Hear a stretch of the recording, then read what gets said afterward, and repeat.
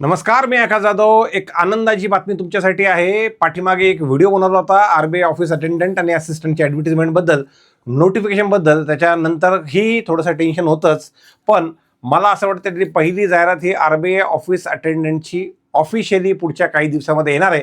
कारण की त्या जाहिरात काढण्यासाठीचे जे पेपरमध्ये जाहिरात आरबीआयला द्यावी लागते की अशी अशी आम्हाला आरबीआय ऑफिस अटेंडंटच्या जाहिरात आरबीआय ऑफिस अटेंडंटच्या नोटिफिकेशनची जाहिरात द्यायची आहे.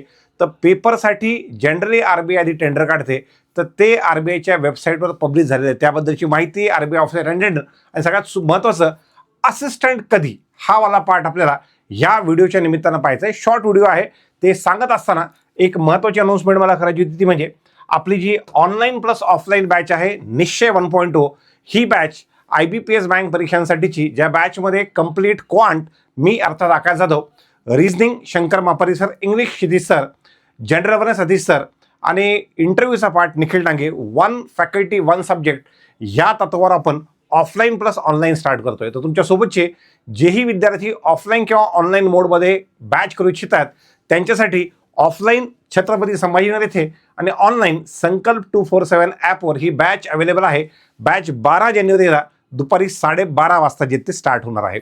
त्याच्यानंतर आरबीआय ऑफिस अटेंडंटचा डिफिकल्टी लेवल खूप कमी असल्यामुळं त्याची सेपरेट बॅच मराठी आणि इंग्लिश, मराठी आणि हिंदी, ही सुद्धा आपण लवकरच पुढच्या काही दिवसामध्ये जे ते स्टार्ट करूयात.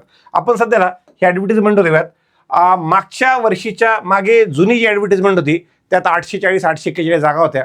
कारण की त्याची बॅच मी अनाऊन्समेंट केली, त्याचे काही लेक्चर घेतले आणि घेतल्याच्या नंतर लगेच 7 का 8 दिवसामध्ये मला कोरोना झाला होता आणि हॉस्पिटलमध्ये ॲडमिट होतो. तर त्यावेळेला 10-12 दिवस जे आहेत ते मी बऱ्यापैकी जास्तीत जास्त जे काम केलं ऑनलाईन फॉर्मॅटमध्ये ते पाहिलं. त्याच्यानंतर त्या मुलांच्या संपर्कात होतो.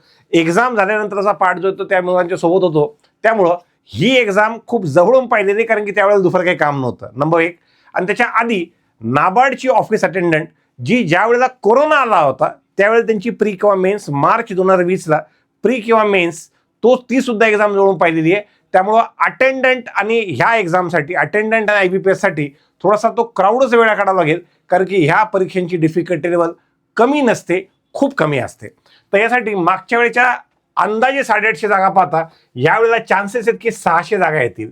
दुसरं म्हणजे परीक्षेसाठी 10वी पास पाहिजे, ह्या मागच्या वर्षीचा क्रायटेरिया आहे, पण तो तसाच कॉपी पेस्ट होऊन येईल असं वाटतंय.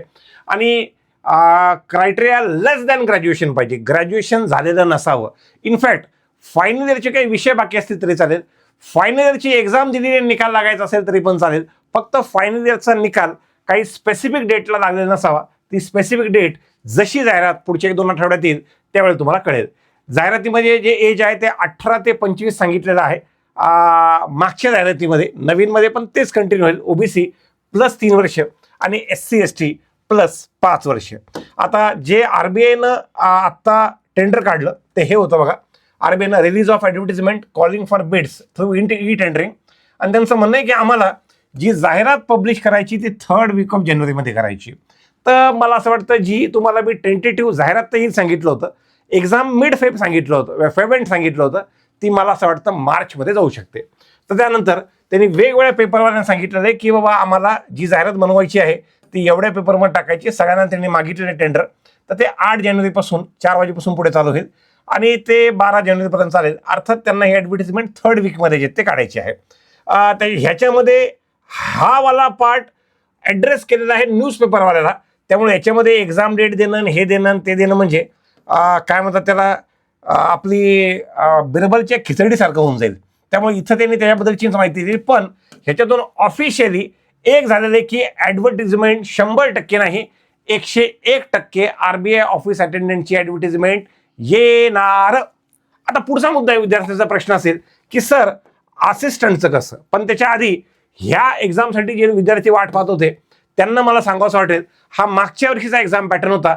रिझनिंग, क्वांट, इंग्लिश आणि जनरल अवेअरनेस, बुद्धिमत्ता, गणित, इंग्रजी आणि सामान्य ज्ञान 30-30 मार्काचे सेक्शन, 30-30 मिनिटाचा वेळ आणि कंबाईन टाईम होता, सेक्शन टाईम नव्हता, 90 मिनिटाचा वेळ होता आणि 120 क्वेश्चन 120 मार्काचा असा हा पार्ट होता. ह्यामध्ये मागच्या वर्षीच्या ह्या 841 जागा आहेत, त्यापैकी विक्रमी 250 प्लस जागा ह्या फक्त आणि फक्त मुंबई आणि नागपूर सर्कलसाठी होत्या, कारण की RBIचं मुख्यालय मुंबईत असल्यामुळं मुंबईचा दरारा ह्या टोटल जागांमध्ये जास्त असतो. ह्याही वर्षी ज्या जागा येतील त्यामध्ये मुंबईचा क्रमांक पहिलाच असणार, तर ह्याची संधी मराठी मुलांनी घेतली पाहिजे. दुसरा जो कट ऑफ होता 120 पैकी, जो काही बाहेरच्या राज्यांसाठी तो राज्यांपेक्षा ते सर्कल यूज करतात मला असं वाटतं. त्यामुळे कानपूर, हैदराबाद, चेन्नई, अहमदाबाद, नागपूर, दिल्ली, मुंबई. तर महाराष्ट्र अजून एकदा भाग्यवान आहे, कारण की महाराष्ट्रासाठी 2 वेगवेगळे सर्कल येतात. तर मुंबईचा कट ऑफ 92.5चा होता, दिल्लीचा कट ऑफ 105, नागपूरचा 100, तर महाराष्ट्राचा कट ऑफ कंपॅरेटिव्हली कमी, अहमदाबादचाही कमी असतो. चेन्नई 92, हैदराबाद 103 आणि कानपूर 111. अशा पद्धतीनं या परीक्षांचे कट ऑफ जे ते आहेत. आता इथून पुढचा, जे विद्यार्थी RBI ऑफिस अटेंडंटला इलिजिबल नाही आहेत पण असा म्हणतील की आम्ही पण अप्लाय करावं का, हे बघा 2021ची परिस्थिती वेगळी होती. आता तुम्हाला पाहिजे, तुम्ही मागच्या 2-3 वर्षात पाहिलं असेल, स्क्राईब लोकांना ॲक्च्युअल कॅन्डिडेटला 1-1 वर्ष एक्झाम देऊ न देणे, त्यांचे आधार बायोमेट्रिक सोबत ठेवणे, त्याच्यानंतर त्याच्यामुळं ते नंतरचा फॉर्म भरायला गेले तरी पण त्यांचे जर काय म्हणतात, ज्या विद्यार्थ्यांना बॅन केलेलं आहे अशांसाठी एक चांगला स्ट्रॉंग डेटा IBPSनं आणलेला आहे. त्यामुळं माझं असं म्हणणं होतं, जर तुम्हाला पुढच्या एक्झाम व्यवस्थित द्यायच्या असतील आणि जर तुमचं ग्रॅज्युएशन झालं असेल तर RBI असिस्टंट द्या. ग्रॅज्युएशन झालं नसेल, ज्या एक्झामला इलिजिबल असाल तीच एक्झाम द्या. कारण की आधीमध्ये आणि आता RBI, आता IBPS जे ते आपल्या आधारवाला सगळा डेटा सोबत ठेवते. त्यामुळं होऊ पण शकतं की तुमचं ते ॲडमिट कार्डच डाउनलोड होऊ देणार नाहीत, जर का त्यांच्याकडे डेटा तसा असेल तर. त्यामुळं जिथं इलिजिबल आहे अशाच ठिकाणी तुम्हाला अप्लाय करायचं आहे.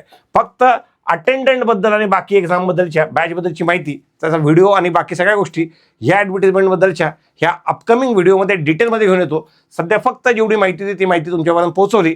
फक्त तुम्हीसुद्धा इतर विद्यार्थ्यांना जे अजून तयारी लागली नाही त्यांच्यापर्यंत आमच्या निश्चय 1.2ची बॅच आणि RBI ऑफिस अटेंडंटच्या बॅचबद्दल जी पुढच्या 2-3 दिवसामध्ये 4 दिवसामध्ये तुमच्यासमोर येईल त्याबद्दल निश्चित माहिती विद्यार्थ्यांपर्यंत पोहोचवा. हीच माहिती या व्हिडिओच्या माध्यमातून तुमच्यापर्यंत द्यायची होती. धन्यवाद.